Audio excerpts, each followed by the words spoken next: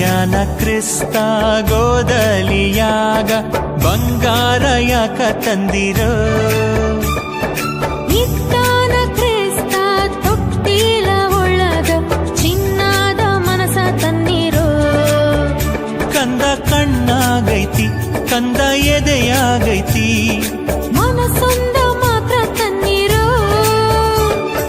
ಹುಟ್ಟ್ಯಾನ ಕ್ರಿಸ್ತ ಗೋದಲಿಯಾಗ ಬಂಗಾರ ಯಾಕ ತಂದಿರೋ ಇತ್ತಾನ ಕ್ರಿಸ್ತ ತೊಟ್ಟಿಲ ಒಳಗ ಚಿನ್ನದ ಮನಸ ತನ್ನಿರೋ. Praise the lord. ಎಲ್ಲರೂ ಹೇಗಿದ್ದೀರಾ? ದೇವರ ಮಹಾಕೃಪೆಯಿಂದ ತಿರುಗೊಂದು ಆವೃತ್ತಿ ಈ ಡಿಸೆಂಬರ್ ತಿಂಗಳಲ್ಲಿ ನಿಮ್ಮ ಬಳಿಗೆ ಬಂದು ದೇವರ ವಾಕ್ಯವನ್ನು ಹಂಚಲು ಕೃಪೆ ಮಾಡಿದಂಥ ದೇವರಿಗೆ ನಾನು ಮೊದಲೇದಾಗಿ ವಂದನೆಯನ್ನು ಸಲ್ಲಿಸ್ತೇನೆ. ಪ್ರಾರ್ಥನೆ ಮಾಡೋಣ. ಬೆತ್ಲೆಹೇಮಿನ ತಂಗಾಳಿಯಲ್ಲಿ ಆ ಸ್ವರ್ಗವಾಣಿ ಅಲೆಯಾಗಿ ಬಂತು. ತೂತ ಕುರುಬಾರು ಆ ಕಾಡಿನಲ್ಲಿ ವಿಸ್ಮಯದಿಂದ ಆಲಿಸುತ್ತಿರಲು ಕ್ರಿಸ್ತನ ಜನನಾದ ಮೊದಲಾಗಿದೆ. ಭೂಲೋಕ ನರರಿಗದು ಶ್ರೇಷ್ಠ ವಾರ್ತೆ. ಕ್ರಿಸ್ತನ ಜನನಾದ ಮೊದಲಾಗಿದೆ. ಭೂಲೋಕ ನರರಿಗದು ಶ್ರೇಷ್ಠ ವಾರ್ತೆ. ದೇವರು ಮಾನವರು ಒಂದಾಗಲು ಏಸು ಕಂದನು ಜನಿಸಿ ಬಂದನು. ದೇವರು ಮಾನವರು ಒಂದಾಗಲು ಏಸು ಕಂದನು ಜನಿಸಿ ಬಂದನು. ಬೆತ್ಲೆಹೇಮಿನ ತಂಗಾಳಿಯಲ್ಲಿ ಆ ಸ್ವರ್ಗವಾಣಿ ಅಲೆಯಾಗಿ ಬಂತು. ಒಬ್ಬ ಕುರುಬಾರು ಆ ಕಾಡಿನಲ್ಲಿ ವಿಸ್ಮಯದಿಂದ ಆಲಿಸುತ್ತಿರಲು. ಮಹಾಪರಿಶುದ್ಧನಾದ ದೇವರೇ, ನಿನಗೆ ಸ್ತೋತ್ರವಾಗಲಿ ಸ್ವಾಮಿ. ನಿನ್ನ ಮಹಾಕೃಪೆಯಿಂದ ಸ್ವಾಮಿ ದೇವರೇ, ನಿನ್ನ ಪಾದಗಳಿಗೆ ಬರಲಿ ಕೊಟ್ಟ ಕೃಪೆಗಳಿಗಾಗಿ ಸ್ತೋತ್ರವಾಗಲಿ ಅಪ್ಪ. ದೇವರೇ, ಇವತ್ತಿನ ವಾಕ್ಯ ಧ್ಯಾನದಲ್ಲಿ ನೀನು ಪ್ರಸನ್ನನಾಗಿರಿ. ನಿನ್ನ ಆಲೋಚನೆಗಳನ್ನು ಸ್ವಾಮಿ ತಿಳಿಯಪಡಿಸ್ರಿ ಅಪ್ಪ. ಹೌದು ಕರ್ತನೇ, ನಿನ್ನ ವಾಕ್ಯವು ಸ್ವಾಮಿ ಅದು ನನ್ನ ಕಾಲಿಗೆ ದೀಪವು, ನನ್ನ ಮಾರ್ಗಕ್ಕೆ ಬೆಳಕಾಗಿದ್ದಕ್ಕಾಗಿ ಸ್ತೋತ್ರವಾಗಲಿ ಅಪ್ಪ. ದೇವರೇ, ಇವತ್ತು ಸ್ವಾಮಿ ಯಾರ್ಯಾರು ಈ ವಾಕ್ಯವನ್ನು ಕೇಳಲಿದ್ದಾರೋ ಸ್ವಾಮಿ ಅವರ ಹೃದಯಗಳನ್ನು ನೀನು ಸಿದ್ಧತೆ ಮಾಡ್ರಿ ಅಪ್ಪ. ದೇವರ ಜೀವಿತದಲ್ಲಿ ವಾಕ್ಯವು ಸ್ವಾಮಿ 100ರಷ್ಟು ಫಲ ಕೊಡುವಂತೆ ನೀನು ಸಹಾಯ ಪಾಲಿಸ್ರಿ ಅಪ್ಪ. ಹೌದು ಕರ್ತನೇ, ವಾಕ್ಯದ ಮೂಲಕ ನೀನು ಒಬ್ಬನೇ ಘನ ಮಾನ ಮಹಿಮೆ ಹೊಂದಬೇಕೆಂದು ನಮ್ಮ ರಕ್ಷಕನು ಒಡೆಯನು ಆದ ಯೇಸುವಿನ ಮುದ್ದಾದ ನಾಮದಲ್ಲಿ ಬೇಡಿ ಹೊಂದಿದ್ದೇನೆ ತಂದೆ, ಆಮೆನ್. ದೇವರ ನಾಮಕ್ಕೆ ಸ್ತೋತ್ರವಾಗಲಿ. ಇವತ್ತಿನ ಮುಖ್ಯ ಪ್ರಸ್ತಾಪ preparation the lord is coming. ದೇವರ ಬರೋಣಕ್ಕಾಗಿ ಸಿದ್ಧತೆ. ನಾವು ನೋಡಬಹುದು 2 ರೀತಿಯ ಬರೋಣದ ಬಗ್ಗೆ ನಮಗೆ ಗೊತ್ತಿದೆ.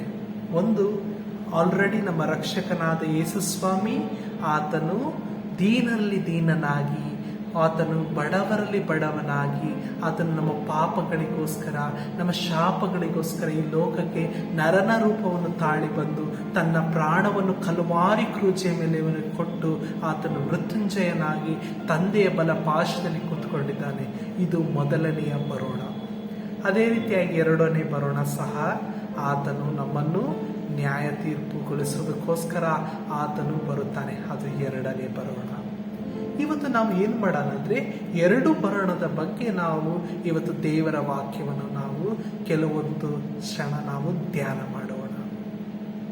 ನಮಗೆ ಗೊತ್ತಿರ್ಬೋದು, ಹಳೆ ಒಡಂಬಡಿಕೆಯ ಕೊನೆಯ ಪುಸ್ತಕ ಮಲಕಿಯ ಪುಸ್ತಕ, ಮತ್ತೆ ಹೊಸ ಒಡಂಬಡಿಕೆಯ ಪ್ರಾರಂಭದ ಪುಸ್ತಕ ಮತ್ತಾಯನ ಪುಸ್ತಕ. ಈ ಮತ್ತಾಯ ಹಾಗೂ ಈ ಮಲಕಿಯ ಮಧ್ಯದಲ್ಲಿ ನಾವು ನೋಡ್ಬೋದು 400 ವರ್ಷಗಳ ಗ್ಯಾಪ್ನ ನಾವು ಕಾಣ್ತೇವೆ ಅಲ್ವಾ.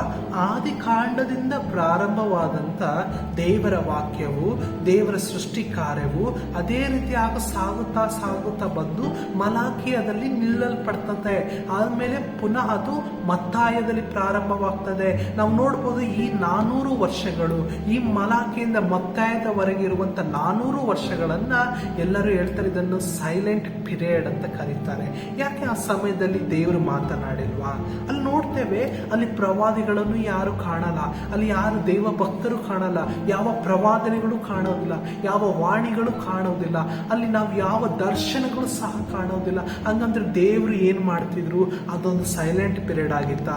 ಇಲ್ಲ ನನ್ನ ಪ್ರೀತಿಯ ದೇವ ಜನರೇ, ಆತನು ಏನ್ ಮಾಡ್ತಾ ಇದ್ದಾನಂದ್ರೆ, ದೇವರು ತನ್ನ ಮಗನಾದ ರಕ್ಷಕನಾದ ನಮ್ಮ ರಕ್ಷಕನಾದ ಯೇಸು ಸ್ವಾಮಿಯ ಬರೋಣಕ್ಕೋಸ್ಕರ ಆತನು ಸಿದ್ಧತೆಯನ್ನು ಮಾಡ್ತಾ ಇದ್ದಾನೆ ಅಲ್ವಾ. ಸಿದ್ಧತೆ ಅನ್ನೋದಾದ್ರೆ ನಾವು ನೋಡ್ಬೋದು, ಈ ಲೋಕದಲ್ಲಿ ಎಲ್ಲಾ ರೀತಿಯಾಗಿ ತನಗೆ ಆದಂತ ಸಿದ್ಧತೆಗಳಿದಾವೆ. ಈಗ ಮಕ್ಕಳು ಸ್ಕೂಲಿಗೆ ಹೋಗ್ಬೇಕಾದ್ರೆ ಅವ್ರು ಏನ್ ಮಾಡ್ತಾರೆ? ಸ್ನಾನ ಮಾಡ್ತಾರೆ, ಬುಕ್ಸ್ ಎಲ್ಲ ಜೋಡಿಸ್ಕೊಂತಾರೆ, ತಮಗೆ ಬೇಕಾದ್ರೆ ಟಿಫನ್ ಬಾಕ್ಸ್ಗಳನ್ನ ಇಟ್ಕೊಂತಾರೆ, ಅವ್ರು ಸ್ಕೂಲಿಗೆ ಹೋಗ್ತಾರೆ. ಅದೇ ರೀತಿ ಆಫೀಸ್ ಹೋಗುವಂತ ವ್ಯಕ್ತಿ ಸಹ ಆತ ರೆಡಿ ಆಗ್ತಾನೆ, ಆಫೀಸ್ಗೆ ಬೇಕಾದಂತ ಒಂದು ಲ್ಯಾಪ್ಟಾಪ್ ಆಗಿರ್ಬೋದು ಅಥವಾ ಅವರ ರೀತಿ ಅವರಿಗೆ ಏನೇನು ಕೆಲಸಕ್ಕೆ ಬೇಕಾಗಿರುವಂತ ಉಪಕರಣಗಳನ್ನು ಸಿದ್ಧತೆ ಮಾಡಿ ಇಟ್ಕೊಂಡು ಹೋಗ್ತಾನೆ. ಇನ್ನು ನಾವು ದೊಡ್ಡ ದೊಡ್ಡ ಅಡುಗೆ ನೋಡೋದಾದ್ರೆ ಅಲ್ಲಿ ಏನ್ ಮಾಡ್ತಾರೆ? ಎಲ್ಲಾ ಒಂದು ತರಕಾರಿಗಳನ್ನ ಹೆಚ್ಕೊಂಡು ಅವರು ಅಡುಗೆಗೆ ಕೂರ್ತಾರೆ. ಇನ್ನು ಮುಂದೆ ನಾವು ನೋಡೋದಾದ್ರೆ ಎಕ್ಸಾಮ್ಸಿಗೆ ಹೋಗ್ಬೇಕಾದ್ರೆ ವಿದ್ಯಾರ್ಥಿಗಳು ಏನ್ ಮಾಡ್ತಾರೆ? ಒಂದು ವಾರದಿಂದ ಆ ಥರ ಪ್ರಿಪ್ರೇಷನ್ ಮಾಡ್ಕೊಂಡು ಬರ್ತಾರೆ, ಹಳೆ ಕ್ವಶನ್ಸ್ ಪೇಪರ್ ರೆಫರ್ ಮಾಡ್ತಾರೆ, ಎಲ್ಲ ಮಾಡಿ ಪ್ರಿಪ್ರೇಷನ್ ಮಾಡಿ ಮಾತ್ರ ಅವ್ರು ಏನ್ ಮಾಡ್ತಾರೆ? ಎಕ್ಸಾಮ್ಸಿಗೆ ಹೋಗ್ತಾರೆ. ಒಂದು ಮದುವೆ ಕಾರ್ಯಗಳಾಗಬೇಕಾದ್ರೂ ಸಹ ಅದೇ ರೀತಿಯಾಗಿ ಎಲ್ಲ ಲಗ್ನ ಪತ್ರಿಕೆಗಳನ್ನು ಎಲ್ಲಾರ ಮನೆಗಳಿಗೆ ಹೋಗಿ ಕೊಡ್ತಾರೆ. ಫೋಟೋದವ್ರನ್ನ ಅವರು ಇದು ಕಾಂಟ್ಯಾಕ್ಟ್ ಮಾಡ್ತಾರೆ, ಛತ್ರದವ್ರನ್ನ ಕಾಂಟ್ಯಾಕ್ಟ್ ಮಾಡ್ತಾರೆ, ಫುಡ್ ಪ್ರಿಪೇರ್ ಮಾಡೋರನ್ನ ಕಾಂಟ್ಯಾಕ್ಟ್ ಮಾಡ್ತಾರೆ, ಡೆಕೋರೇಷನ್ ಕಾಂಟ್ಯಾಕ್ಟ್ ಮಾಡ್ತಾರೆ. ಇವೆಲ್ಲದಕ್ಕೂ ಏನ್ ಬೇಕು? ಪ್ರಿಪ್ರೇಷನ್ ಬೇಕು. ಒಂದೇ ಸತಿ ಹೋಗಿ ನಾನು ಮದುವೆಗೆ ನಿಲ್ತೀನಪ್ಪ, ಒಂದೇ ಸತಿ ಹೋಗಿ ಎಕ್ಸಾಮಿಗೆ ನಾನು ಮಾಡ್ತೀನಪ್ಪ ಅಂದ್ರೆ ಸಾಧ್ಯವಾಗಲ್ಲ. ಇವುಗಳಿಗೆ ಲೋಕದಲ್ಲಿರುವಂತ ಸಂಗತಿಗಳಿಗೆ ಪ್ರಿಪ್ರೇಷನ್ ಬೇಕಂದ್ರೆ ನಮ್ಮ ರಕ್ಷಕನಾದ ಯೇಸು ಸ್ವಾಮಿ ಆತನು ಪರಲೋಕವನ್ನು ಬಿಟ್ಟು ಈ ನರನ ರೂಪವನ್ನು ತಾಳಿ ಈ ಲೋಕಕ್ಕೆ ಬರಬೇಕಾದ್ರೆ ಎಷ್ಟು ಪ್ರಿಪ್ರೇಷನ್ ಬೇಕಲ್ವಾ. ಅಲ್ಲಿ ನಾವು ನೋಡ್ತೇವೆ, ಹಿಸ್ಟ್ರಿ ಪ್ರಕಾರ ನಾವು ನೋಡೋದಾದ್ರೆ ಅಲ್ಲಿ 4 ಕಿಂಗ್ಡಮ್ಸ್ಗಳು ಬರ್ತವೆ. ಒಂದು ಬಾಬಿಲನ್ ಕಿಂಗ್ಡಮ್ ನಾವು ನೋಡ್ತೇವೆ, ಇನ್ನೊಂದು ಪರ್ಸಿಯಾ ನಾವು ನೋಡ್ತೇವೆ, 3ನೇದಾಗಿ ನಾವು ಗ್ರೀಸ್ ನೋಡ್ತೇವೆ, 4ನೇದಾಗಿ ನಾವು ನೋಡ್ತೇವೆ ರೋಮನ್ ಕಿಂಗ್ಡಮ್ ಬರ್ತದೆ. ಇವರೆಲ್ಲ ಬಂದು ತಮಗೆ ಆದಂತ, ತಮಗೆ ಒಂದು ತೋರುವಂತ ರೀತಿಯಲ್ಲಿ ಜೀವಿಸ್ತಾರೆ. ನಾವು ನೋಡ್ಬೋದು ಅಲೆಕ್ಸಾಂಡರ್ ದ ಗ್ರೇಟ್, ಆತನು ನೋಡ್ಬೋದು, ಆತನು ಕ್ರಿಸ್ತ ಪೂರ್ವದಲ್ಲಿ ಬರ್ತಾನೆ. ಆತನು ಏನ್ ಮಾಡ್ತಾನೆ? ಇಡೀ ಜಗತ್ತನ್ನು ಆತನು ಗೆಲ್ಕೊಂಡು ಬರ್ತಾನೆ. ಆಮೇಲೆ ನಾವು ನೋಡ್ಬೋದು, ಹಂಗಂದ್ರೆ ಆತನ ದೇವರ ಚಿತ್ತವಿಲ್ಲದೆ ಬರ್ತಾನೆ? ಇಲ್ಲ, ಆತನ ದೇವರ ಚಿತ್ತವಿದೆ. ಮುಂದೆ ನಾವು ನೋಡ್ತೇವೆ ರೋಮನ್ನರು ಬರ್ತಾರೆ. ಆ ರೋಮನವರು ಬಂದು ಏನ್ ಮಾಡ್ತಾರೆ ಅಂದ್ರೆ, ಭೂಪಟ್ಟದಲ್ಲಿ ಏನ್ ಮಾಡ್ತಾರೆ? ಅವ್ರು ಯಾವ ಭಾಗಕ್ಕೆ ಹೋದ್ರೆ ಭಾರತ ದೇಶಕ್ಕೆ ಹೋಗ್ತೇವೆ, ಯಾವ ಭಾಗಕ್ಕೆ ಹೋದ್ರೆ ಇಸ್ರಾಯೇಲಿಗೆ ಹೋಗ್ತೇವೆ, ಯಾವ ಭಾಗಕ್ಕೆ ಹೋದ್ರೆ ಅಮೆರಿಕಕ್ಕೆ ಹೋಗ್ತೇವೆ ಎಂಬ ಈ ಭೂಪಟ್ಟವನ್ನು ಅವರು ಏನ್ ಮಾಡ್ತಾರೆ? ಕಂಡಿಡಿತಾರೆ. ಆ ಒಂದು ಹಡಗಿನ ಮೂಲಕವಾಗಿರ್ಬೋದು, ವಿವಿಧ ರೀತಿಯ ಒಂದು ದಾರಿಯನ್ನು ಅವರು ಏನ್ ಮಾಡ್ತಾರೆ? ಸಿದ್ಧಪಡಿಸ್ತಾರೆ. ಅಂದ್ರೆ ಇದೆಲ್ಲ ಯಾರ ಆಲೋಚನೆ? ದೇವರ ಆಲೋಚನೆ. ನಾವು ಅನ್ಕೋಬಹುದು, ದೇವ್ರ ವಾಕ್ಯ ಹೇಳ್ತದೆ, ನನ್ನ ಆಲೋಚನೆ ನಿಮ್ಮ ಆಲೋಚನೆ ಅಲ್ಲ, ನನ್ನ ಮಾರ್ಗಗಳು ನಿನ್ನ ಮಾರ್ಗಗಳಲ್ಲ. ಯಾಕೆ ಇವರೆಲ್ಲ ಮಾಡಿದ್ರು ಅಂದ್ರೆ, ದೇವರು ತನ್ನ ಮಗನಾದ ರಕ್ಷಕನು ಈ ಲೋಕಕ್ಕೆ ಬಂದು ಆತನು ತನ್ನ ಪ್ರಾಣವನ್ನು ಕೊಟ್ಟು ತನ್ನ ಶಿಷ್ಯರನ್ನು ಲೋಕದ ಕಟ್ಟ ಕಡೆಗೆ ಕಳಿಸುತ್ತಿರುವಾಗ ಆ ದಾರಿಯನ್ನು ಇಟ್ಕೊಂಡು ಹೋಗಿ ಅವರು ಸೇವೆ ಮಾಡುವುದಕ್ಕೆ ಅನುಕೂಲವಾಗಲಿ ಎಂಬ ಉದ್ದೇಶಕ್ಕಾಗಿ ದೇವರು ಏನ್ ಮಾಡ್ತಾ ಇದ್ದಾನೆ? ಪ್ರಿಪ್ರೇಷನ್ ಮಾಡ್ತಾ ಇದ್ದಾನೆ ಅಲ್ವಾ. ನಮ್ಮ ದೇವರು ಎಷ್ಟು ಅದ್ಭುತ ಸ್ವರೂಪನಲ್ವಾ. ಆತನು ಮಹಾಜ್ಞಾನಿ, ಸಲ್ಮೋನನಕ್ಕಿಂತ ಮಹಾಜ್ಞಾನಿ ದೇವರು ನಮ್ಮ ದೇವರು. ಆತನ ಜ್ಞಾನವು ನಮಗೆ ನಿಲಕದು ಅಂತ ಪರಿಶುದ್ಧವಾದ ಜ್ಞಾನವನ್ನು ಹೊಂದಂತ ದೇವರು ತನ್ನ ಮಗನಾದ ರಕ್ಷಕನಾದ ನಮ್ಮ ರಕ್ಷಕನು ಒಡೆಯನಾದ ಯೇಸುವನ್ನು ಈ ಲೋಕಕ್ಕೆ ಬರೋದಕ್ಕೋಸ್ಕರ ಕೆಲವೊಂದು ಪ್ರಿಪ್ರೇಷನ್ಗಳನ್ನು ಮಾಡ್ತಾ ಇದ್ದಾನೆ. ನಾವು ಇದು ಒಂದು ಚರಿತ್ರೆಯ ಭಾಗವಾಗಿದೆ. ದೇವರ ವಾಕ್ಯದಲ್ಲಿ ನಾವು ನೋಡೋದಾದ್ರೆ ಇಲ್ಲಿ ನಾವು ನೋಡ್ಬೋದು, ಜೋಸೆಫ್ ಹಾಗೂ ಮೇರಿಯನ್ನ ಪ್ರಿಪ್ರೇಷನ್ಸ್ ಮಾಡ್ತಾ ಇದ್ದಾನೆ ಅಲ್ವಾ. ನಾವು ನೋಡ್ಬೋದು, ಡೈರೆಕ್ಟ್ ಆಗಿ ಬಂದ್ಬಿಟ್ಟು ಯೇಸು ಸ್ವಾಮಿ ಜನಿಸಿಲ್ಲ. ಅಲ್ಲೊಂದು ಕೆಲವು ಘಟನೆಗಳನ್ನು ನಾವು ನೋಡ್ತದೆ. ಅಲ್ಲಿ ನಾವು ನೋಡ್ಬೋದು, ದೂತ ಬಂದ್ಬಿಟ್ಟು ಏನ್ ಹೇಳ್ತಾ ಇದ್ದಾನೆ ಯೋಸೇಫನಿಗೆ. ಮತ್ತಾಯನ ಬರೆದ ಸುವಾರ್ತೆ 1ನೇ ಅಧ್ಯಾಯದ ವಚನದಲ್ಲಿ ನಾವು ನೋಡ್ತೇವೆ. ಅಲ್ಲಿ ನೋಡ್ತೇವೆ 19ನೇ ವಚನ, 1ನೇ ಅಧ್ಯಾಯ 19ನೇ ವಚನ, ಆದರೆ ಆಕೆ ಗಂಡನಾದ ಏಸೇಫನು ಸಜ್ಜದನಾಗಿದ್ದು ಆಕೆಯನ್ನು ಬಯಲಿಗೆ ತರುವುದಕ್ಕೆ ಮನಸ್ಸಿಲ್ಲದೆ ಯಾರಿಗೂ ತಿಳಿದಂತೆ ಆಕೆಯನ್ನು ಬಿಟ್ಟು ಬಿಡಬೇಕೆಂದು ಅವನು ಇದನ್ನು ಆಲೋಚಿಸುತ್ತಿರುವಾಗ ಕರ್ತನ ದೂತನು ಅವನ ಕನಸಲ್ಲಿ ಕಾಣಿಸಿಕೊಂಡು, ಎಲೈ ಏಸೇಫನೇ, ದಾವೀದನ ವಂಶದವನೇ, ನಿನ್ನ ಹೆಂಡತಿಯಾದ ಮರಿಯಳನ್ನು ಸೇರಿಸಿಕೊಳ್ಳುವುದಕ್ಕೆ ಅಂಜಬೇಡ. ಆಕೆ ಗರ್ಭವು ಪವಿತ್ರಾತ್ಮನಿಂದಲೇ ಆದದ್ದು. ಈ ಈಸ್ ಪ್ರಿಪೇರಿಂಗ್ ದ ಜೋಸೆಫ್. ದೇವರು ಏನ್ ಮಾಡ್ತಾ ಇದ್ದಾನೆ? ಪ್ರಿಪರೇಷನ್ ಮಾಡ್ತಾ ಇದ್ದಾನೆ ಜೋಸೆಫಿಗೆ. ನಾಳೆ ನೀನು ಒಂದು ಯುದ್ಧಕ್ಕೆ ಹೋಗ್ತೀಯಾ, ಆ ಯುದ್ಧದಲ್ಲಿ ನಮ್ಮ ರಕ್ಷಕನಾದ ಯೇಸು ಸ್ವಾಮಿ ಏನ್ ಮಾಡ್ತಾರೆ? ಜನಿಸ್ತಾರೆ. ಆ ಸ್ಥಳದಲ್ಲಿ ನೀನು ಅವರಿಗೆ ತಂದೆ, ಈ ಲೋಕದ ತಂದೆ ಆಗಿ ನೀನು ಇರುವಾಗ ನಿನಗೆ ಬೇಕಾದ ಒಂದು ಪ್ರಿಪರೇಷನ್ ದೇವರು ಏನ್ ಮಾಡ್ತಾ ಇದ್ದಾನೆ? ನಿನಗೆ ಕೊಡ್ತಾ ಇದ್ದಾನೆ. ಒಂದು ಬೆಳ್ಳದಾದ ಆಳೆ ತಂದ್ರೆ ಅದಕ್ಕೆ ಬೆಲೆ ಇರೋದಿಲ್ಲ, ಅದ್ರ ಮೇಲೆ ನೀನು ಬರೆದ್ರೆ ಮಾತ್ರ ನೀನು ಬೆಲೆ ಇರ್ತದೆ. ಅದೇ ರೀತಿಯಾಗಿ ನಾವು ಒಂದು ಝೀರೋ ಆದದ್ದನ್ನು ದೇವರು ನಮ್ಮನ್ನು ಹೀರೋ ಆಗಿ ಮಾಡ್ತಾನೆ. ಇಲ್ಲಿ ಏನ್ ಮಾಡ್ತಾ ಇದ್ದಾನೆ? ಜೋಸೆಫನ ಪ್ರಿಪರೇಷನ್ ಮಾಡ್ತಾ ಇದ್ದಾನೆ. ಆತನ ಮಗನಾದ ರಕ್ಷಕನನ್ನು ವೆಲ್ಕಮ್ ಮಾಡೋದಕ್ಕೋಸ್ಕರ ಆತನನ್ನು ಏನ್ ಮಾಡ್ತಾ ಇದ್ದಾನೆ? ಪ್ರಿಪರೇಷನ್ ಮಾಡ್ತಾ ಇದ್ದಾನೆ. ಮತ್ತು ನಾವು ಅದೇ ನೋಡ್ಬೋದು, ಲೂಕನ ಬರೆದ ಸುವಾರ್ತೆಯಲ್ಲಿ ನಾವು ನೋಡ್ತೇವೆ, ಅಲ್ಲಿ 1ನೇ ಅಧ್ಯಾಯದಲ್ಲಿ ನಾವು ನೋಡ್ತೇವೆ, ಅಲ್ಲಿ 1ನೇ ಅಧ್ಯಾಯದಲ್ಲಿ 30ನೇ ವಚನದಲ್ಲಿ ನಾವು ನೋಡ್ತೇವೆ, ಆ ದೂತನ ಆಕೆಗೆ, ಮರಿಯಳೇ ಹೆದರಬೇಡ, ನಿನಗೆ ದೇವರ ದಯೆ ದೊರಕಿತ್ತು. ಈಗೋ ನೀನು ಗರ್ಭಿಣಿಯಾಗಿ ಒಬ್ಬ ಮಗನನ್ನು ಏರಿವಿ, ಆತನಿಗೆ ಯೇಸು ಎಂದು ಹೆಸರಿಡಬೇಕು. ಈ ಲೋಕದಲ್ಲಿರುವ ಪ್ರತಿಯೊಬ್ಬರು ನಾವು ನೋಡಬೇಕಾದದಂದ್ರೆ ಆತನ ಏನ್ ಮಾಡ್ತಾ ಇದ್ದಾನೆ? ಮರಿಯಳನ್ನು ಮತ್ತೆ ಈ ಜೋಸೆಫನನ್ನು ಪ್ರಿಪೇರ್ ಮಾಡ್ತಾ ಇದ್ದಾನೆ. ಯಾಕೆ? ತನ್ನ ಮಗನಾದ ರಕ್ಷಕನಾದ ಯೇಸು ಸ್ವಾಮಿನ ಈ ಒಂದು ಭೂಮಿಗೆ ವೆಲ್ಕಮ್ ಮಾಡೋದಕ್ಕೋಸ್ಕರ.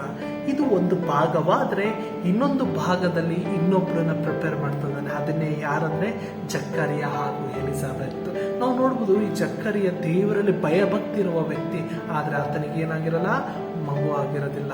ಆದ್ರೆ ದೇವರು ತನ್ನ ದೂತರನ್ನು ಕಳಿಸಿಕೊಟ್ಟು ಅವರ ಮೂಲಕ ದರ್ಶನವನ್ನು ಕೊಟ್ಟು ಆ ಒಂದು ಜಕ್ಕರಿಗೆ ಹೇಳ್ತಾ ಇದ್ದಾನೆ, ನಿನಗೆ ಮಗು ಆಗ್ತದೆ ಅಂದಾಗ ಆತನ ಏನ್ ಮಾಡ್ತಾನೆ? ನಂಬದೆ ಹೋಗ್ತಾನೆ. ಹೆಂಗೆ ಸಾಧ್ಯ ಸ್ವಾಮಿ?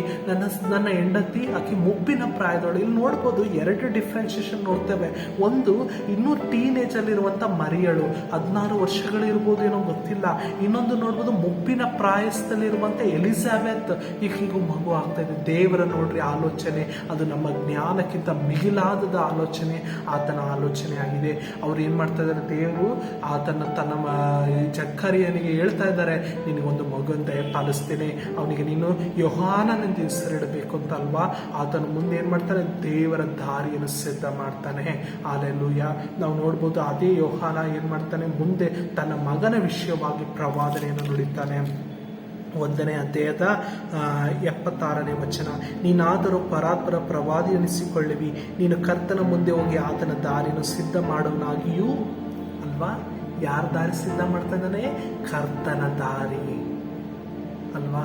ಇಷ್ಟು ನೋಡ್ರಿ, ದೇವರು ಆ ಒಂದು ಮುಪ್ಪಿನ ಪ್ರಾಯದಲ್ಲಿರುವಂಥ ಎಲಿಜಬೆತ್ತಳಿಗೆ, ಮುಪ್ಪಿನ ಪ್ರಾಯದಲ್ಲಿರುವಂಥ ಜಕ್ಕರನಿಗೆ ಒಂದು ಮಗು ಕೊಡೋದರ ಮೂಲಕ ಆ ಮಗನನ್ನು ದೇವರ ದಾರಿಯನ್ನು ಸಿದ್ಧ ಮಾಡೋದಕ್ಕೋಸ್ಕರ ಆತನು ಆರಿಸ್ಕೊಳ್ತಾ ಇದ್ದಾನೆ. This is the preparation. ಇದೇ ನಿಜವಾದ ಪ್ರಿಪ್ರೇಷನ್. ಆದ್ರೆ ಜನರು ಏನ್ ಮಾಡ್ತಾರೆ? ಯಹೂದ್ಯರೆಲ್ಲ ಈತನು ಹೋಗಿ ದಾರಿಯನ್ನು ಸಿದ್ಧ ಮಾಡ್ತಾ ಇದ್ದಾನಲ್ಲ, ಹಂಗಂದ್ರೆ ಈತನೇ ಮೆಸ್ಸಿಯನ್ ಇರ್ಬೋದು ಅಂತ ಅವ್ರು ಏನ್ ಮಾಡ್ತಾರೆ? ತಪ್ಪಾದ ಕಲ್ಪನೆಗಳಲ್ಲಿ ಅವರು ತೊಡಗುತ್ತಾರೆ. ಆದ್ರೆ ಆತನು ಹೇಳ್ತಾನೆ, ನಾವು ನೋಡ್ಬೋದು, ಲೂಕನು ಬರೆದ ಸುವಾರ್ತೆ 2ನೇ ನಾವು ನೋಡ್ಬೋದು, 3ನೇ ಅಧ್ಯಾಯದ 3ನೇ ವಚನದಲ್ಲಿ ಅವನು ಹೇಳ್ತಾನೆ, ಆತನು ಯೋರ್ದಾನ್ ಹೊಳೆಯ ಸುತ್ತಲಿರುವ ಪ್ರಾಂತ್ಯಗಳಲ್ಲಿ ಸಂಚರಿಸಿ ಜನರಿಗೆ, ನೀವು ಪಾಪ ಪರಿಹಾರಕ್ಕಾಗಿ ದೇವರ ಕಡೆಗೆ ತಿರುಗಿಕೊಂಡು ದೀಕ್ಷಾ ಸ್ನಾನ ಮಾಡಿಸ್ಕೊಳ್ರಿ. ಆತನ ಏನ್ ಮಾಡ್ತಾ ಇದ್ದಾನೆ? ದೀಕ್ಷಾ ಸ್ನಾನವನ್ನು ಅವರಿಗೆ ಹೇಳ್ಕೊಡ್ತಾ ಇದ್ದಾನೆ. ಯಾವ ರೀತಿಯಾಗಿರ್ಬೇಕು ಮುಂದೆ ಹೇಳ್ತಾನೆ. ನಾವು ನೋಡ್ಬೋದು 7ನೇ ವಚನದಲ್ಲೇ, ಎಲೈ ಸ್ವಲ್ಪ ಜಾತಿಯವರೇ, ಅವರನ್ನು ಬೈಯುವುದರ ಮೂಲಕ ಸಹ ಆತನ ಏನ್ ಮಾಡ್ತಾ ಇದ್ದಾನೆ? ತಿದ್ದಿ ದೇವರ ಮಾರ್ಗದಲ್ಲಿ ಅವರನ್ನು ನಡೆಸ್ತಾ ಇದ್ದಾನೆ. ಅಲ್ಲಿ ಒಂದು ಬ್ಯಾಪ್ಟಿಸಮ್ ಕೊಡ್ತಾ ಇದ್ದಾನೆ ಅಲ್ವಾ? ನಾವು ನೋಡ್ಬೋದು, ಇದಕ್ಕಿಂತ ಮುಂಚೆ ನಾವು ಹಳೆ ಒಡಂಬಡಿಕೆಯಲ್ಲಿ ಎಲ್ಲೂ ನಾವು ಈ ಬ್ಯಾಪ್ಟಿಸಮ್ ನಾವು ಕಂಡಿಲ್ಲ, ಈ ದೀಕ್ಷಾ ಸ್ನಾನವನ್ನು ಕಂಡಿಲ್ಲ. ಎಲ್ಲರೂ ಕೆಲವರು ಹೇಳುವ ಪ್ರಕಾರ ಮೋಶೆ ಇಸ್ರಾಯೇಲರನ್ನು ನೀರನ್ನು ವಿಭಾಗ ಮಾಡಿ ನಡೆಸಿರೋ it is nothing but 1 type of baptism ಅಂತ ಅಂತಾರೆ. ಕೆಲವರು ಹೇಳ್ತಾರೆ ನೋಹ ಜಲಪ್ರಳಯ ಆಯ್ತಾರ, ಅದೊಂದು ಬ್ಯಾಪ್ಟಿಸಮ್ ಅಂತಾರೆ. ಅದು ಏನೇ ಇರಲಿ, ಇಲ್ಲಿ ದೇವರು ಏನ್ ಮಾಡ್ತಾ ಇದ್ದಾನೆ? ತನ್ನ ಮಗನು ಬರೋದಕ್ಕಿಂತ ಮುಂಚೆನೆ ಅಲ್ಲಿರುವಂತ ಕೆಲವು ವ್ಯಕ್ತಿಗೆ ಬ್ಯಾಪ್ಟಿಸಮ್ ಅವ್ರಿಗೆ ಏನ್ ಮಾಡ್ತಾ ಇದ್ದಾನೆ? ಆತನ ದೀಕ್ಷಾ ಸ್ನಾನವನ್ನು ಕೊಡೋದರ ಮೂಲಕ ಆತನನ್ನು ಏನ್ ಮಾಡ್ತಾ ಇದ್ದಾನೆ? ವೆಲ್ಕಮ್ ಮಾಡೋದಕ್ಕೆ ಆತನ ಸಿದ್ಧ ಮಾಡ್ತಾ ಇದ್ದಾನೆ. ಆದ್ರೆ ಯಹೂದ್ಯರು ಏನ್ ಮಾಡ್ಬಿಡ್ತಾರೆ? ಇವನೇ ಮೆಸ್ಸಿಯ ಇರ್ಬೋದು, ಅಲ್ಲ ಯೇಸು ಸ್ವಾಮಿ ಸ್ವಾಮಿ ಹೇಳ್ತಾರೆ ಕಾನಾನ್ಯ ಸ್ತ್ರೀಯರಿಗೆ. ನಾವು ನೋಡ್ಬೋದು ಯೋಹಾನನು ಬರೆದ ಸುವಾರ್ತೆ 4ನೇ ಅಧ್ಯಾಯದ 26ನೇ ವಚನದಲ್ಲಿ ನಾವು ನೋಡ್ತೇವೆ. ಕಾನಾನ್ಯ ಸ್ತ್ರೀಗೆ ಹೇಳ್ತಾರೆ, ಯೇಸು ಸ್ವಾಮಿ ನಿನ್ನ ಸಂಗಡ ಮಾತನಾಡುತ್ತಿರುವ ನಾನೇ ಆ ಮೆಸ್ಸಿಯನು ಅಲ್ವಾ. ಇವತ್ತು ಸಹ ಯಹೂದ್ಯರು ಮೆಸ್ಸಿಯ ಬಂದಿಲ್ಲ, ನಮಗೆ ಸಮಾಧಾನ ಪ್ರಭು ಬಂದಿಲ್ಲ, ನಮ್ಮನ್ನು ದೇವರ ಮಾರ್ಗದಲ್ಲಿ ನಡೆಸ್ತಾನೆ, ನಮ್ಮ ದೇವಾಲಯ ಕಟ್ತಾನೆ, ಬರೀ ಇವೇ ಆದ ಒಂದು ಪರಿಕಲ್ಪನೆಯಲ್ಲಿದ್ದಾರೆ. ಆದರೆ ಮೆಸ್ಸಿ ಆಲ್ರೆಡಿ ಬಂದಾಯಿತು, ಆತನು ಪಾಪ ರಕ್ಷಣೆಯನ್ನು ಕೊಟ್ಟಾಯಿತು, ನಮ್ಮ ಪಾಪಗಳನ್ನು ಶ್ರಮಿಸಿ ಆಯಿತು, ಕಲ್ವಾರಿ ಕ್ರೂಜೆ ಮೇಲೆ ತನ್ನ ಪ್ರಾಣವನ್ನು ಕೊಟ್ಟಾಯಿತು. ಆತನು ತಿರುಗಿ 2ನೇ ಸಾರಿ ನನಗಾಗಿ ನಿನಗಾಗಿ ಬರುವುದಕ್ಕೆ ಸಿದ್ಧನಾಗಿದ್ದಾನೆ. ಆ ಮೆಸ್ಸಿಯನ್ನು ಎದುರು ನೋಡೋದಕ್ಕೆ ನಾವೇನಾಗಬೇಕು, ಸಿದ್ಧರಾಗಬೇಕು. This is the preparation. The God is preparing the way. ದೇವರು ಏನು ಮಾಡ್ತಾ ಇದ್ದಾನೆ, ಈ ದಾರಿಯನ್ನು ಸಿದ್ಧ ಮಾಡ್ತಾ ಇದ್ದಾನೆ. ತನ್ನ ಮಗನ ಒಂದು ಈ ಲೋಕಕ್ಕೆ ಬರುವಿಕೆಗೋಸ್ಕರ ಆತನ ಏನು ಮಾಡ್ತಾ ಇದ್ದಾನೆ, ದಾರಿಯನ್ನು ಪ್ರಿಪ್ರೇಷನ್ ಮಾಡ್ತಾ ಇದ್ದಾನೆ. ಹಲ್ಲೆಲೂಯಾ. ಇದು ಒಂದು ಫಸ್ಟ್ ಪ್ರಿಪ್ರೇಷನ್. ಈಗ ಯೇಸು ಸ್ವಾಮಿ ಬಂದಾಯಿತು, ನಮಗೋಸ್ಕರ ಪ್ರಾಣ ಕೊಟ್ಟಾಯಿತು, ಹೋಗಾಯಿತು. ಈಗ ನಾವು 2ನೇ ಪ್ರಿಪ್ರೇಷನ್ ಆಗಬೇಕಾದ ಕಾಲ ಬಂದಿದೆ. ಅದೇ ಆತನ 2ನೇ ಬರೋಣ ಅಲ್ವಾ. ನಾವು ನೋಡ್ತೇವೆ ನಮ್ಮ ಮನೆಗೆ ಯಾರು ಗೆಸ್ಟ್ ಹೇಳ್ದೆ ಕೇಳದೆ ಬಂದರೆ ನಾವೇನಾಗ್ಬಿಡ್ತೇವೆ, ಗಾಬರಿ ಆಗ್ಬಿಡ್ತೇವೆ. ಎಕ್ಸಾಂಪಲ್ ಅದು ಹೋಗ್ಲಿ, ನಮ್ಮ ಮನೆ ಕ್ಯಾರಲ್ಸ್ ನಡೀತಾ ಇದೆ ಈ ಕ್ರಿಸ್ಮಸ್ ಟೈಮ್ನಲ್ಲಿ. ಅಕಸ್ಮಾತ್ ಯಾರಾದರೂ ಕ್ಯಾರಲ್ಸಿಗೆ ಹೇಳಿಲ್ದಂಗೆ ಮನೆ ಬಾಗಿಲು ಬಂದು ಹಾಡು ಹೇಳ್ತಾ ಇದ್ರೆ ಏನಾಗ್ತದೆ, ರಾತ್ರಿ ಸಮಯ ಒಂದು ಮನೆ ಕ್ಲೀನ್ ಇರಲ್ಲ, ಡೆಕೋರೇಷನ್ ಮಾಡಿರಲ್ಲ, ಅವ್ರಿಗೆ ಬಂದವ್ರಿಗೆ ಅಂತ ತಿನ್ನೋಕ್ಕೆ ಒಂದು ಜ್ಯೂಸು ಏನೂ ಇರೋದಿಲ್ಲ, ಅವಾಗ ಏನಾಗ್ಬಿಡ್ತದೆ, ಗಾಬರಿ ಆಗ್ಬಿಡ್ತದೆ. ಅದೇ ರೀತಿಯಾಗಿ ದೇವರ ಬರೋಣ ಆಗೋದು. ಆತನ ಯಾವ ಸಮಯದಲ್ಲಿ ಹೇಳ್ದೆ ಕೇಳಿ ಬರ್ತಾನೋ ನಮಗೆ ಗೊತ್ತಿಲ್ಲ. ದೇವರ ವಾಕ್ಯದ ನಾವು ನೋಡ್ಬೋದು, ಮತ್ತಾಯನ ಬರೆದ ಸುವಾರ್ತೆ 25ನೇ ಅಧ್ಯಾಯದ ಅಲ್ಲಿ ನಾವು ನೋಡ್ಬೋದು 1ರಿಂದ 13ನೇ ವಚನ. 25ನೇ ಅಧ್ಯಾಯದ 1ರಿಂದ 13ನೇ ವಚನ ಅಲ್ಲಿ ನಾವು ನೋಡ್ತೇವೆ. ಅಲ್ಲಿ 10 ಜನ ಕನ್ನಿಕೆಯರು, ಅದರೊಳಗೆ 5 ಜನ ಬುದ್ಧಿವಂತರು, ಇನ್ನು 5 ಜನ ಬುದ್ಧಿಹೀನರು. ಅವರು ಬುದ್ಧಿವಂತರು ಏನು ಮಾಡ್ತಾರೆ, ಫ್ಯೂಚರ್ ಪ್ಲ್ಯಾನ್ ಮಾಡಿಕೊಂಡು ಎಣ್ಣೆ ತಂದು ಇಟ್ಕೊಂಡಿರ್ತಾರೆ. ಮೊದಲಿಂಗ ಬಂದರೆ ಆತನು ಹೆಂಗರೇ ಆಗಲಿ ಎಣ್ಣೆ ಆಯ್ತಾ ನಾವು ತೊಗೊಂಡು ಮೊದಲಿಂಗ ವೆಲ್ಕಮ್ ಮಾಡೋಕ್ಕೆ ಹೋಗ್ತೀವಿ ಅಂತ ಹೇಳ್ತಾರೆ. ಇನ್ನೊಂದು 5 ಜನ ಸ್ತ್ರೀಯರು ಏನು ಮಾಡ್ತಾರೆ, ಅವರು ಲೇಸಿನೂ ಇರ್ಬೋದು, ಅಥವಾ ನೆಗ್ಲಿಜೆನ್ಸು ಇರ್ಬೋದು, ಅಥವಾ ಅವರು ಮುಂದೆ ನೋಡಿದ್ರೆ ಆಯಿತು ಬಿಡು ಅನ್ನೋದು ಇರ್ಬೋದು. ಆದರೆ ನಾವು ಯಾವ ರೀತಿ ಆಗಿದ್ದೀವಿ, ಯಾವ ಕನ್ನಿಕೆರಾಗಿದ್ದೀವಿ, ನಾವು ಇವತ್ತು ನೆಗ್ಲಿಜೆನ್ಸ್ ಕನ್ನಿಕೆರಾಗಿದ್ದೀವ ಅಥವಾ ಬುದ್ಧಿವಂತ ಕನ್ನಿಕೆರ ರೀತಿಯಲ್ಲಿ ನಾವು ಎಣ್ಣೆಯನ್ನು ಇಟ್ಕೊಂಡು ರೆಡಿ ಇದ್ದೀವ. ದೇವರು ಬರೋಣ ಸಮಯ ಬಹಳ ಸಮೀಪವಾಗಿದೆ. ದೇವರು ಬರೋಣ ಸಮಯದಲ್ಲಿ ನಾವು ಯಾವ ರೀತಿಯಾಗಿ ದೇವ್ರ ಮುಂದೆ ನಾವು ಕಾಣಿಸ್ಕೋಬೇಕು. ನಾವು ಇನ್ನೂ ಎಣ್ಣೆ ಇಲ್ಲ ಸ್ವಾಮಿ, ನೀನು ಬರೋದನ್ನ ಲೇಟ್ ಆಯ್ತು ಅಂತ ಅನ್ಕೊಳ್ತೀವಿ ಅಂತ ನಾವು ಹೇಳ್ತೀವ, ಅಥವಾ ಈ ಲೋಕದ ಸಡಗರಗಳಲ್ಲೇ ನಾವು ಮುಳುಗ್ಬಿಟ್ಟಿವ. ಇಲ್ಲ, ನಾವೀಗ ಕ್ರಿಸ್ತ ಜಯಂತಿಯ ಒಂದು ಕಾರ್ಯಕ್ರಮದಲ್ಲಿದ್ದೇವೆ. ಕ್ರಿಸ್ತ ಜಯಂತಿಯ ಒಂದು ದೇವರ ಬರಣವನ್ನು ನಾವು ಲೋಕದ ಕಟ್ಟ ಕಡೆ ಜನಗಳಿಗೆ ಹೋಗಿ ಸುವಾರ್ತೆಯನ್ನು ಸಾರನ್ನು ನಾವು ಪ್ರಾರಂಭಿಸಿದೆ. ಈ ಸಮಯದಲ್ಲಿ ನಾವು ಆತನ ಜನನ ಹಾಗೂ ಆತನ 2ನೇ ಬರೋಣ ವಿಷಯವಾಗಿ ಜನರಿಗೆ ತಿಳಿಸೋಣ, ಎಚ್ಚರಿಕೆ ನೀಡೋಣ. ಯಾಕಾದರೆ ಆತನ ನಂಬಿದವ ಒಬ್ಬರು ನಾಶವಾಗಬಾರದು, ಎಲ್ಲರೂ ನಿತ್ಯ ಜೀವ ಪಡಿಬೇಕೆಂದು ಆತನ ಚಿತ್ತವಾಗಿದೆ. ನಾನು ನೀನು ಆತನ ಮಕ್ಕಳಾಗಿ ಕರೆಯಲ್ಪಟ್ಟಿದ್ದೇವೆ. ನಮ್ಮ ದೇವರ ವಾಕ್ಯವನ್ನು ನಾವೇನು ಮಾಡಬೇಕು, ಅನ್ಯರ ಮಧ್ಯದಲ್ಲಿ ಸಾರಿ. ಕ್ರಿಸ್ಮಸ್ ಟೈಮ್ನಲ್ಲಿ ನೀವು ಹೋಗಿ ಸ್ವೀಟ್ ಕೊಡ್ತೀರಾ, ಈ ಸಮಯದಲ್ಲಿ ನೀವು ಹೋಗ್ಬಿಟ್ಟು ಅವರಿಗೆ ದೇವರ ವಾಕ್ಯವನ್ನು ಹೇಳ್ತೀರಾ. ಆ ಸಮಯದಲ್ಲಿ ಆತನ ಬರೋಣದ ವಿಷಯವಾಗಿ ಸಹ ಅವರ ಮುಂದೆ ವ್ಯಕ್ತಪಡಿಸಿರಿ. ಏಕೆಂದರೆ ಆತನ ಬರೋಣದಲ್ಲಿ ಎಲ್ಲರೂ ಎತ್ತಲ್ಪಡಬೇಕು, ಯಾರು ನಶಿಸಿ ಹೋಗಬಾರ್ದು, ಯಾವ ಆತ್ಮಗಳು ನಶಿಸಿ ಹೋಗಬಾರ್ದು. ಅದೇ ದೇವರ ಚಿತ್ತವಾಗಿದೆ. ದೇವರು ಈ ವಾಕ್ಯವನ್ನು ಆಶೀರ್ವದಿಸಿ ನಿಮ್ಮ ಜೀವಿತದಲ್ಲಿ ಇನ್ನೂ ಹೆಚ್ಚೆಚ್ಚಾದ ಆಶೀರ್ವಾದವನ್ನು ತುಂಬಿಸಲಿ ಎಂದು ನಾನು ಪ್ರಾರ್ಥಿಸಲಾಗಿದ್ದೇನೆ. ಪ್ರಾರ್ಥನೆ ಮಾಡೋಣ.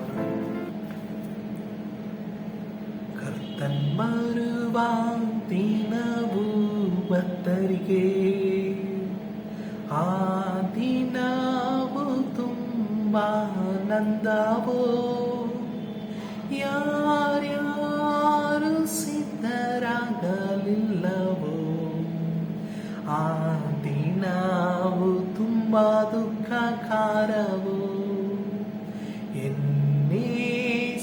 ರಾಜನು ಬರುವ ಆ ಸಂಖ್ಯದೂತರೊಡನೆ ನಾನು ರಕ್ಷಿಸಿದೇಸು, ನನ್ನ ರಾಜನಾಗಿ ಬರುವ.